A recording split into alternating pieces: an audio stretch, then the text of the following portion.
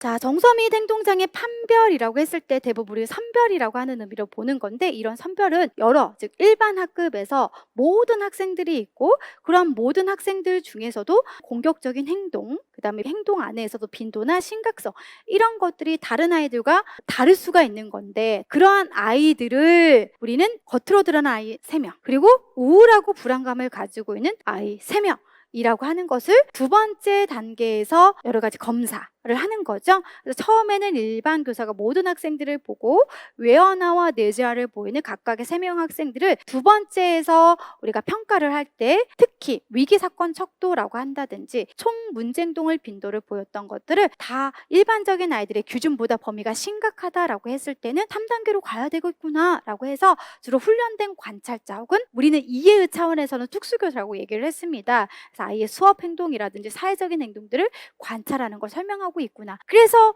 어떤 교사는 바로 의사한테 상담을 해서 빨리 진단해 주세요 라고 하는 걸로 진단을 의뢰할 수 있지만, 교사의 차원에서는 그럼에도 불구하고 또 다른 중재 방법은 뭘까? 뭐가 있을까? 라고 해서 의사한테 의뢰하기 전에 다시 한번 중재를 하는, 이걸 우리는 말 그대로 의뢰전 중재라고 하는 걸로 표현한다라고 했습니다. 그럼 왜 이것을 했을 때, 의뢰전 중재라고 하는 걸 했을 때 효과적인지, 아니면 목적이든지 여러 가지가 있지만요, 주로 일반적인 아이인데 이 아이를 장애 아동으로 진단명, 판별될 수 있는 수를 훨씬 더 줄일 수 있는 게 목적이라고 보시면 된다라고 말씀을 드렸습니다. 그리고 이제 또 한 가지 덧붙여서 얘기를 해보면, 이러한 다관문 절차 혹은 행동장애 체계적 선별은 추후에 긍정적 행동 지원이라고 하는 것을 공부할 거고, 이런 학교 차원의 긍정적 행동 지원이라고 하는 거 안에서는 1차 예방, 2차 예방, 3차 예방이라고 해서 연속적 행동 지원 체계라고 하는 것을 공부할 건데, 그거랑 헷갈릴 수가 있대. 그럼 헷갈릴 수 있으면 분명한 기준은 뭐다? 각각에 들어가는 각 단계의 내용이라고 얘기를 했지요.